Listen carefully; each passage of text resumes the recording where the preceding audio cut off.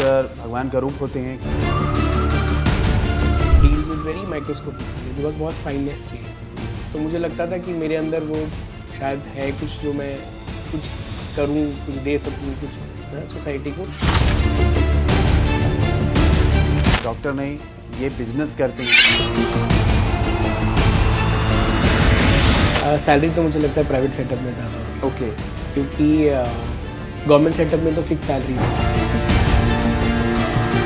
बोलते हैं डॉक्टर का बेटा डॉक्टर बनेगा। हम लोग एक नॉर्मल मिडिल क्लास फैमिली से बिलोंग करते हैं। My father is in paramilitary forces.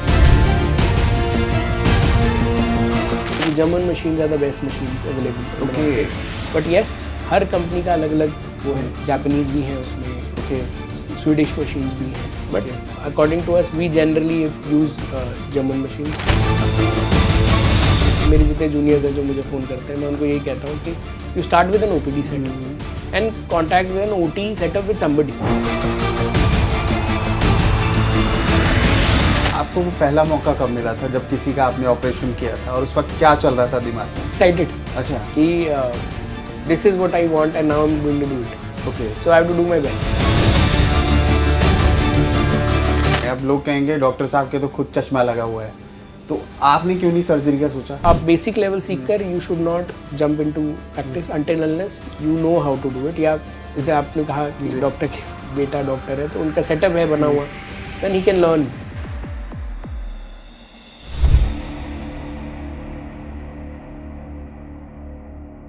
नमस्कार, द गेम चेंजर आप देख रहे हैं। आज के शो में हम आपको मुखातिब करवाएंगे एक ऐसे डॉक्टर से जो 13 साल का एक्सपीरियंस रख रहा है, और आपको ऐसी ऐसी चीज़ें हम बताने वाले हैं इस शो में जिसके द्वारा जो खास तौर पर मेडिकल स्टूडेंट्स हैं या फिर आम जो लोग हैं जो आमतौर पर कहते हैं कि हाँ डॉक्टर भगवान का रूप होते हैं, कुछ कहते हैं ये डॉक्टर नहीं ये बिजनेस करते हैं, ऐसी भी कई चीज़ें हैं। और दूसरी तरफ जो मेडिकल स्टूडेंट्स हैं जो आगे भविष्य में इस तरह का काम खोलना चाहते हैं, यानी कि आँखों से रिलेटेड कोई आपने बिजनेस खोलना है या फिर लोगों की सेवा करनी है, उसके लिए क्या स्कोप हो सकता है, किस तरीके से सेटअप हो सकता है, क्या कुछ चीज़ें आपके लिए ज़रूरी हो सकती हैं, और भी करियर को लेके बहुत ही जो अंदर की चीज़ें हैं वो अब तक हम शेयर करेंगे। और यहाँ पर बात होगी गेम चेंजर में संजय मिश्रा जी की, और संजय मिश्रा जी हमारे साथ मौजूद हैं। मिश्रा साहब, बहुत बहुत वेलकम करता हूँ सर आपका। कैसे हो सर आप? Thank you very much. ठीक हो सर आप? जी जी, ऑलवेज। नाम तो सुना है सर आपका मिश्रा जी,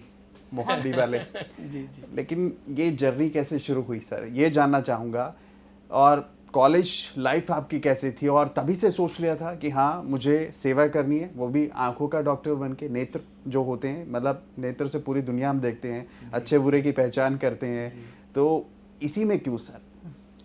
ऐसा था, मैं स्टार्टिंग से ही कुछ महीन जिसे कहते हैं ना, माइक्रोस्कोपिक सर्जरी करना चाहता था। तो हमारी फील्ड में न्यूरो सर्जरी एक बड़ा कैची ब्रांच होता है जो बहुत ही माइक्रोस्कोपिक होता है जी। नेक्स्ट इन लाइन इज ऑफ्थेमोलॉजी, जैसे आई स्पेशलिस्ट कहते हैं। It deals with very microscopic surgery because बहुत फाइननेस चाहिए। तो मुझे लगता था कि मेरे अंदर वो शायद है कुछ जो मैं कुछ करूं, कुछ दे सकूं, कुछ सोसाइटी को विद माय स्किल जी। तो उस सेंस में ऑफ्थेमोलॉजी मुझे बहुत अपील करती थी। तो तभी मैंने ट्राई किया और आई गेट थ्रू। हमारे एग्ज़ाम्स होते हैं जो पोस्ट ग्रेजुएट में, उसमें एग्ज़ाम्स पास हुए, इंटरव्यू हुए, I got selected by God's grace and then बस तब से जर्नी चल रही है सर। कोशिश कर रहे हैं। कितने नंबर आए थे? नंबर है सच तो अच्छा। अब मुझे भी भूल गया नंबर एक्चुअली। कौन से कॉलेज से पढ़े हो आप? Government medical college Jammu. अच्छा, जम्मू से पढ़े हो। और आपके वालिदैन? पापा भी अभी तो वहीं है। अच्छा, वो क्या करते हैं? वो भी डॉक्टर हैं क्या? नहीं नहीं, वो हम लोग एक नॉर्मल मिडिल क्लास फैमिली से बिलोंग करते हैं। My father is in paramilitary forces. Oh, क्या बात है तो सर। हम लोग ट्रैवल करते रहते हैं इधर से उधर। बट हाँ, शुरू से ऐसा था कि कुछ अच्छा करना है, कुछ बड़ा करना है ना। नो एवरी मतलब हमें यही सिखाया गया था कि मेहनत करके ही कुछ कर सकते हो, है ना। आप पढ़ के ही आगे बढ़ सकते हो, और कहीं पहुंचना है तो आपको मेहनत, हार्डवर्क बहुत ज़रूरी है। बस मेरा प्राइम फोकस शुरू से यही रहा है कि अपना हार्डवर्क, अपना बेस्ट दो। रिजल्ट यू कांट प्रिडिक्ट, है ना। आप नहीं बता सकते क्या रिजल्ट आने वाला है। लाइफ में फेलियर्स आते हैं लाइफ में, but you learn and you grow. आपने बोला मैं मिडिल क्लास फैमिली से हूँ, प्राउडली आप बोल रहे हो। हालांकि लोग कतराते हैं क्योंकि आप जब एक पोस्ट पर पहुँचते हैं, आपकी लाखों में सैलरी होती है, फिर आपका एक रॉब होता है और कई तो शो ऑफ करने के चक्कर में बोलते हैं अभी भैया मैं तो बहुत लैविश फैमिली से हूँ। लेकिन बहुत अच्छा लगा आपने पिताजी के बारे में बताया, पैरामिलिट्री फोर्सेस से हैं वो, देश की सेवा कर रहे हैं और आप भी लोगों की सेवा कर रहे हैं। लेकिन मिश्रा जी का बेटा जब लोगों की सर्जरी करता हुआ नजर आया या इस काम में नाम कमाता नजर आया, परिवार के लिए एक बहुत ही प्राउडली मूवमेंट होगा सर। ये पहली बार हुआ है कि परिवार से कोई डॉक्टर बना है? हाँ, मैं पूरी फैमिली में मैं ही अकेला डॉक्टर हूँ। और मुझे वो दिन याद है, मेरा रिजल्ट आई रिमेम्बर 7 अगस्त 2001 में आया था। अच्छा। तो आई वॉज रोमिंग अराउंड, मैं शायद कुछ काम से कहीं गया हुआ था, फादर न्यूज़पेपर लेके आया कि बेटा तेरा ना नाम आया लिस्ट में। अच्छा। तो I was actually preparing for NDA. अच्छा, एनडीए में? हाँ, तो मैं था कि एनडीए जाएंगे और पापा वाली लाइन को भी पकड़ लेंगे, डिफेंस में ही जाएंगे। जी। ही सेड कि न्यूज़पेपर में तेरा नाम आ गया, पीएमटी में सिलेक्शन हो गया। तो मैंने कहा पापा हो गया, कोई बात नहीं, लेट्स गो हेड विद जो हम प्लान कर रहे हैं, एनडीए में जा रहे हैं। तो नहीं, हमारी पूरी फैमिली में यू गॉट एन अपॉर्चुनिटी, अब आपको तेरे को मौका मिला है तो गो हेड जी, देखो इसको। तो वो मुझे मालूम है, वो द फेस उस दिन का मैं नहीं भूलता आज तक। बिल्कुल। Because he was so happy to see somebody. वो ऐसा लगता है कि उनकी जो मेहनत है लाइफ की, because his life is also a big journey. जी जी। तो उनसे हमने कुछ सीख कर और हमने आगे कुछ किया, वो मुझे लगता है कि मैंने वो अचीव कर लिया कि at least I made him proud. Now he proudly says that my son is an eye surgeon and he is living in Mohali. क्या बात है। बड़ा अच्छा लगता है बस। और दूसरी चीज़ ये बोलते हैं डॉक्टर का बेटा डॉक्टर बनेगा, और ठीक है आपने एनडीए को नहीं चूज किया, नहीं तो आर्मी में भी जाकर आप मेडिकल उसमें फील्ड में जाके वहाँ पर भी डॉक्टर बन सकते थे, और आर्मी का वो विंग भी होता है, काफ़ी अच्छी तनख्वाह होती और वर्दी मिलती और कंधे पे सितारे होते, वो बात अलग होती। लेकिन ठीक है, हर किसी के अपने रास्ते होते हैं, हर कोई किसी एक व्यक्ति विशेष चीज़ के लिए नहीं बना होता। लेकिन कहा जाता है कि डॉक्टर जो होते हैं उनकी पत्नियां भी डॉक्टर होती हैं। आपकी पत्नी क्या करती हैं? मेरी पत्नी भी डॉक्टर है। क्या बात है। ऐसा होता है सर कि जब हम एक साथ रहते हैं, एक साथ मिलते हैं, काम करते हैं, तो कभी ना कभी कुछ थॉट्स मिल जाते हैं। तो आप जनरली कोशिश ये करते हो कि आपका पार्टनर ऐसा हो जो आपके थोड़ा सा सिमिलर थॉट प्रोसेस का हो। ओके। है ना। तो she is a dentist by profession and I am very lucky to have her, क्योंकि मुझे पता है जो मेरी ग्रोथ रही है लाइफ में, उनका बहुत बड़ा रोल है उसमें जी। मैंने ऐसा टाइम भी देखा है जहाँ पे हमने अपनी पर्सनल लाइफ को बहुत मुश्किल से चलाया है। I was undergoing my post graduation जी जी, तभी आई गॉट मैरिड। तो आप सोचो पोस्ट ग्रेजुएशन में हमारी उस टाइम मतलब जो सैलरी या जो इंसेंटिव मिलता था वो 10,000 रुपये होता था। ठीक है। तो 10,000 रुपये में आप कुछ नहीं कर सकते। हमारे घर का रेंट 15,000 रुपये था। तो ये because she was working and she took care of everything. उन्होंने खुद से आके जिम्मेदारी ली कि आप पढ़ो, कुछ बात नहीं, आई विल टेक केयर। क्या बात है। तो उनका बहुत रोल है। एक चीज़ पूछना चाहूँगा, बोला जाता है डॉक्टर भगवान का रूप होता है, यह आपने शुरू से सुना होगा और अभी भी लोग कहते हैं। लेकिन जब भगवान के घर में इलाज करवाने के लिए पहुँचते हैं तो फॉर्म भरना क्यों जरूरी होता है और फीस देनी क्यों जरूरी होती है सबसे पहले? सर देखिए, मैं अपनी बात करूँ अगर, अब इस हॉस्पिटल में जेपी हॉस्पिटल में मैं 10 साल से काम कर रहा हूँ। हम यहाँ पे पेशेंट से पहले मतलब ये नहीं कहते अगर आपके पास पैसे नहीं है कोई बात नहीं, हम आपको फ्री में देख लेंगे, है ना। इट इज़ नॉट मैंडेटरी कि मतलब मजबूरी है, पैसे नहीं है तो देखा नहीं जाएगा। बट क्या होता है सर कि जब भी आप किसी हॉस्पिटल में जाते हैं, जैसे मैं हूँ, मैं एक हॉस्पिटल में काम करता हूँ, उस हॉस्पिटल का कुछ इंफ्रास्ट्रक्चर है, लोग काम करते हैं, उनकी सैलरीज है, हमारी सैलरीज, हमारे बेसिक रिक्वायरमेंट्स हैं कुछ, उनको फुलफिल करने के लिए वो छोटी सी फीस होती है। अगर या होती है नॉर्मल से ज़्यादा बहुत फीस जा रही है तो हम उसको क्वेश्चन करते हैं। अब ऐसा होता है कि बहुत से मैंने सुना है कॉर्पोरेट हॉस्पिटल्स होते हैं आजकल, their prime motive is something else, okay, which I shouldn't say, but as a doctor I will always be with my doctor fraternity, where we always love to treat people. हमें patient देखना ठीक है, लेकिन मुझे ये चीज समझनी है, जितने भी आजकल हॉस्पिटल हैं ये वाकई एक बिजनेस मॉड्यूल बनकर रह गए हैं या फिर सेवा के तौर पर ये सेवा कर रहे हैं? बैलेंस है, ये बैलेंस बनाना पड़ता है और ये आपकी इंडिविजुअल चॉइस है कि आप कितना बैलेंस बनाना चाहते हैं। जी जी। आप हर डॉक्टर के ऊपर डिपेंडेंट है ना। कोई डॉक्टर कहता है कि नहीं, I want to make business out of it, okay, तो वो प्योरली बिजनेसमैन है। अच्छा। कोई कहता है कि नहीं I want to do both of it. जैसे हम अपने हॉस्पिटल की बात करूं, क्योंकि we do 2000 free surgeries every year, okay, free of cost. It is 2000 surgery एक साल में आपको करनी है, फ्री ऑफ कॉस्ट। पर कोई क्राइटेरिया होगा ना, कोई गरीब criteria- लोगों हाँ, का, हाँ, definitely। ऐसा कुछ, हाँ, कोई हाँ। जरूरतमंद आ हम गया, लोग फ्री कैंप्स लगाते हैं ओके, विलेजेस में, गांव में जाके कैंप्स लगाते हैं, वहां से हम गरीब पेशेंट जो सिलेक्ट करते हैं उनकी सर्जरीज फ्री करते हैं। ओके, साइड बाय साइड हमारा प्राइवेट सेटअप चलता है टू सपोर्ट दैट कॉज। अब आप ये सोचिए 2000 फ्री सर्जरी है, उसका खर्चा कहीं से तो आएगा ना, बिल्कुल, वो यहाँ से आता है। जो हम प्राइवेट पेशेंट्स देखते हैं, हमारी फीस होती है, उनसे जो हम सर्जरी की चार्जेस लेते हैं, वो सब हेल्प करके उसमें एड करता है। तो देयर इज अ बैलेंस, वो बिजनेस और सेवा दोनों बैलेंस में चलते हैं, तभी एक अच्छा सेटअप चलता है। अब बहुत से लोग by God's grace, God is been kind to me, कुछ आते हैं, अगर मैं उनको ट्रीट करता हूँ, they go happy. Why? Because I know empathy बहुत ज़रूरी है किसी भी चीज़ को इलाज ट्रीटमेंट के लिए। एक बंदे की पेन को समझना बहुत ज़रूरी है। एक चीज समझाएं, एक जगह पे कहा जाता है ग्रोथ नहीं होती आपकी, लेकिन आप 10 साल से इसी हॉस्पिटल में हैं, ऐसा क्यों? मुझे वर्क लाइफ बैलेंस पसंद है। ये मेरा अपना मानना है कि आपकी ज़िंदगी में बैलेंस होना बहुत ज़रूरी है। ओके, काम, सिर्फ काम एक क्राइटेरिया होता है और बाकी चीज़ें एक क्राइटेरिया। उसको बैलेंस नहीं किया आपने लाइफ में तो आपने सीखा नहीं। पर तो फिर भी 5-6 साल के एक्सपीरियंस लेने के बाद हर कोई डॉक्टर अपना क्लिनिक खोलता है, पैसा कमाता है, हाँ, वही। आपने नहीं सोचा? मैंने बहुत बार सोचा है, लेकिन मुझे ये रियलाइज़ होता है कि वही जैसे मैंने आपको बताया, work life balance. If I am working here from 8 hours, 8 घंटे के बाद I will like to go back to my family. मैं अपनी फैमिली के साथ टाइम स्पेंड करना चाहूँगा।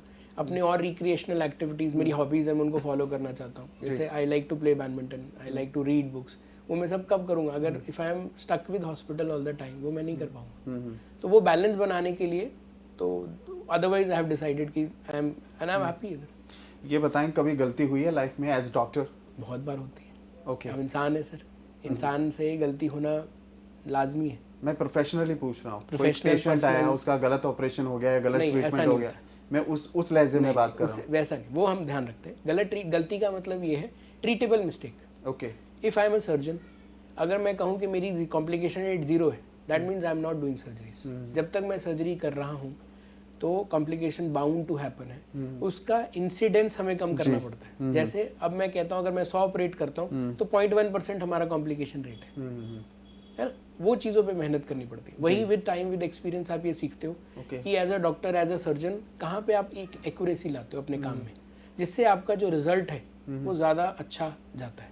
अब जो लोग इस इंटरव्यू देख रहे हैं, डॉक्टर भी देख रहे हैं, मेडिकल लोग, मेडिकल पेशे के भी स्टूडेंट्स देख रहे हैं, मैं आपसे ये पूछ रहा हूँ, मुझे ये बताएं कि आंखों की बीमारी जो होती है वो कितने तरह की होती है सर? और आजकल के जो आधुनिक युग में मोबाइल का इस्तेमाल ज़्यादा हो गया है, कंप्यूटर का इस्तेमाल ज़्यादा हो गया है, या सोशल मीडिया पर जो हम लगातार 2-3 घंटे स्पेंड करते हैं, वाकई इनसे भी बीमारियां हो रही हैं सर? जी, मैं आपके चैनल के जरिए यही शेयर करना चाहता हूँ, थोड़ी जानकारी शेयर करना चाहता था। आजकल के यंग बच्चे अपना maximum time mobile phone, screen उस पर स्पेंड कर रहे हैं, जिससे होता क्या है कि बहुत ज़्यादा आई स्ट्रेन होता है, ड्राई आइज़ होने के बहुत ज़्यादा चांसेस होते हैं। तो हमारे पास बहुत पेशेंट आ रहे हैं। ज़्यादातर जो कोविड के सर्ज के बाद हमने देखा है, जो ड्राई आई का इंसिडेंस है, जो प्रेवलेंस है सोसाइटी में, वो बहुत बढ़ गया है। तो मैं आप सबसे रिक्वेस्ट करूँगा इस चैनल के थ्रू कि प्लीज़ अपने स्क्रीन टाइम को थोड़ा लिमिट करें, सो दैट कि आपके आगे चल के फ्यूचर में आपको ड्राई आइज जैसी प्रॉब्लम्स ना हो, है ना। दूसरा, हमारे आई में सबसे कॉमन डिजीज़ होती है कैटरैक्ट, सफ़ेद मोतिया कहा जाता है। सफ़ेद मोतिया के लेके बहुत सारे मिथ्स हैं सोसाइटी में कि कैटरैक्ट मुझे एक पर्टिकुलर एज के बाद ही होगा। मुझे कुछ लोग तो ये इवन क्लेम करते हैं कि मुझे कैटरैक्ट होगा ही नहीं। मैं बहुत सारे पेशेंट देखता हूँ जो बोलते हैं मुझे कैटरैक्ट कैसे हो गया।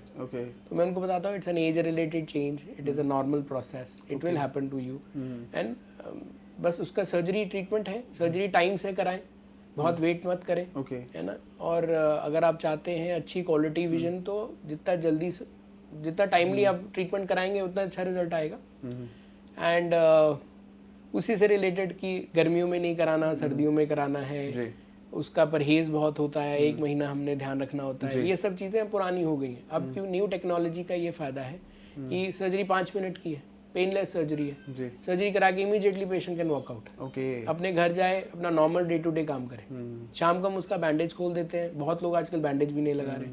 शाम को यूर नॉर्मल, आप अपना टीवी देखते हैं, अपना सारा कुछ करते हैं। That is the quickness with the technology. आपने एक टेक्नोलॉजी का जिक्र किया है, इसमें क्या जापानीज कई लोग मशीनरी यूज़ करते हैं, ऐसे उपकरणों का इस्तेमाल करते हैं, तो क्या उस लेवल की मशीनरी का इस्तेमाल करके आप कह रहे हैं कि 5 मिनट में without painless? Most important is now German machine. German machine. हर कोई आज के जानता है कि German machines are the best machines available in the Okay. Market, but yes हर कंपनी का अलग अलग वो है, जापानीज भी हैं उसमें, ओके स्वीडिश मशीन्स भी हैं, but Okay. According to us we generally use German machines which are Okay. Very accurate and very good.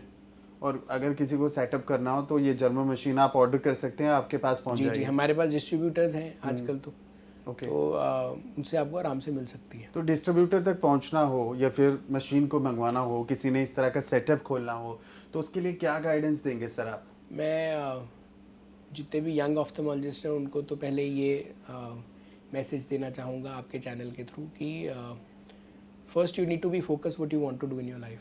Okay. आप करना क्या चाहते हैं, बिकॉज आपका सेटअप और आपका एटीट्यूड टुवर्ड्स द पेशेंट वही बताएगा कि जो आप करना चाहते हैं, है ना। अगर आप चाहते हैं कि मैं काम और लाइफ दोनों को बराबर चलाऊं तो एक तरह का सेटअप लगता है जो बेसिक सेटअप की इम्यूनिटीज़ की रिक्वायरमेंट्स होती हैं। जो आप चाहते हैं कि मैं कुछ एडवांस लेवल का treatment as a big hospital setup बनाना चाहता हूँ, फिर उसके लिए अलग डिफरेंट सेटअप चाहिए। Okay so always start with a basic setup, okay है ना। जैसे हमारा जो बेसिक सेटअप होता है, एक स्लिट लैम्प होता है, उसमें एग्जामिनेशन करना होता है, तो it's an OPD setup. Okay तो हमेशा एक नए ऑफ्थेमोलॉजिस्ट को, मैं हमेशा, मेरे जितने जूनियर्स हैं जो मुझे फ़ोन करते हैं, मैं उनको यही कहता हूँ कि you start with an OPD setup and contact with an OT setup with somebody जिसके पास ऑलरेडी, हाँ, जिसका ऑलरेडी कॉन्टैक्ट है किसी पे, उनसे टाई अप कर लीजिए।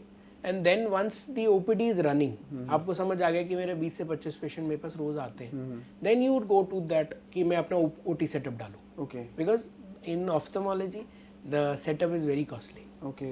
Each machine you buy will cost you more than 35 to 50 lakhs.